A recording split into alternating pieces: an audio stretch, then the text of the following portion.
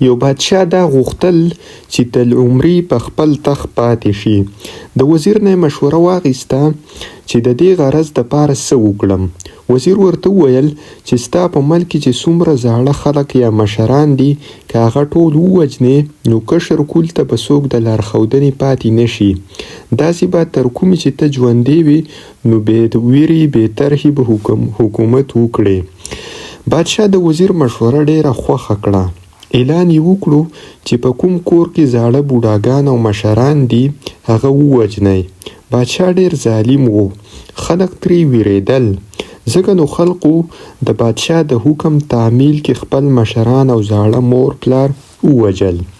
یو سړی داسې و چې هغه ته خپل بوډا پلار ډیر ګران و. په کور کې ورلا سمست وکنستو هغې کې پټ کړو او ډوډۍ اوبه به ورته ورکوزولې. سړي لوس کړی و چې که بادشاه مې وژني نو مړ مې دې کړي خو پلار نه وژنم. وخت تېرېده و. سړي به د پلار ډېر خوشامندۍ کولې او د هر چا نه یې پټ ساتلو. بل طرف ته بادشاه په خپله فیصله ډېر خوشحاله و چې د هغه حکومت ته وسړو څه خطره نشته. خو بیا هم ورسره شک و چې هسې نه چې خپل مشر پټ ساتلی وي او هغه ته څه نقصان ورسوي. کلونه پس یې خپل وزیر ته وویل چې ستا په خیال زما په ملک کې د مشرانو د وژلو حکم به هر چا عملي کړی وي که نه چا به خپل مشر ژوندی پریښی وي.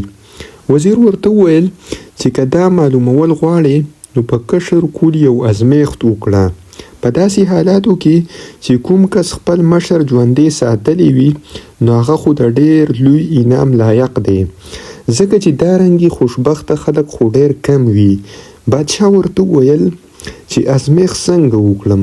وزیر ورته وویل چې خلک راوغواړه او شګې به راوړو. تاسو به اعلان وکړئ چې کوم سړي د شګو نه پړې وخوړو نو هغه ته به لوی انعام ورکوو. بادشاه ورته وویل چې د دې د مشر د ژوندي پاتې کولو سره څه تعلق دی. وزیر ورته وویل چې نور کار زما دی بس تاسو دغه اعلان وکړئ.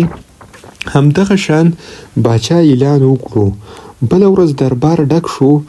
بادشاه خلقو ته ویل چې دغه شګه ده که چا د دې شګې نه پړې وغړو نو هغه ته به د ټولو نه زیات انعام ورکړم. په دغه ورځ خلقو ډیر کوشش وکړو چې د شګو نه پړې وغړي او انعام وګټي. ولې دغه ناشونی کار هیچ چا ونه کړو. په دغه خلقو کې هغه کس هم و چې خپل پلار د مرګ نه ساتلی و. مازدیګر وزیر اعلان وکړو چې تاسو نن کورونو ته لاړ شئ سبا بیا راشئ که څوک کامیاب شول نو انعام به واخلي. کله چې خلک خپلو کورونو ته واپس شول نو د دغه کس نه پلار تپوس وکړو چې بادشاه څه ویل. هغه ورته ټوله قصه تېره کړه چې بادشاه د شګو پړې غواړي او د شګو نه پړې به څوک وغړي.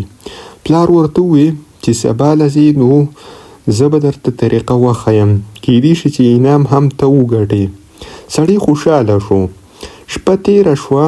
سهار چې دغه کس دربار ته تلو نو پلار له ورغې وی زه د بادشاه دربار ته ځم هغه طریقه راته وښیه. پلار ورته په غوږ کې څه وویل او دغه سړی دربار ته لاړ. چې خلک ټول راجمع شو بادشاه بیا اعلان وکړو چې که چا په دې شپه کې د شګو نه د پړې غړولو څه طریقه زده کړې وي نو هغه دې رامخکې شي. ټول خلک خاموشه ولاړ وو.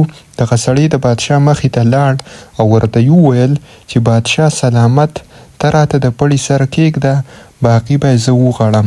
وزیر بادشاه ته وویل په دې ټول ولس کې صرف دا یو کس دی چې مشر یې ژوندی پریښی دی.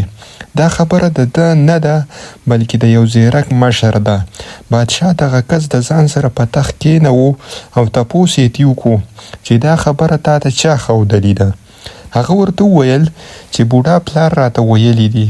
بادشاه ورته وویل چې تا زما د حکم تعمیل ولې نه دی کړی. سړي ورته وویل چې زما د خپل پلار سره ډیره مینه ده او ستا د حکم په وړاندې ما ځان مرګ ته ونیولو خو پلار مې ونه وژلو او که پلار مې وژلی و نو نن به دا خبره ماته چا ښودله. بادشاه ډیر خوشحاله شو او سړي ته لوی انعام ورکړو.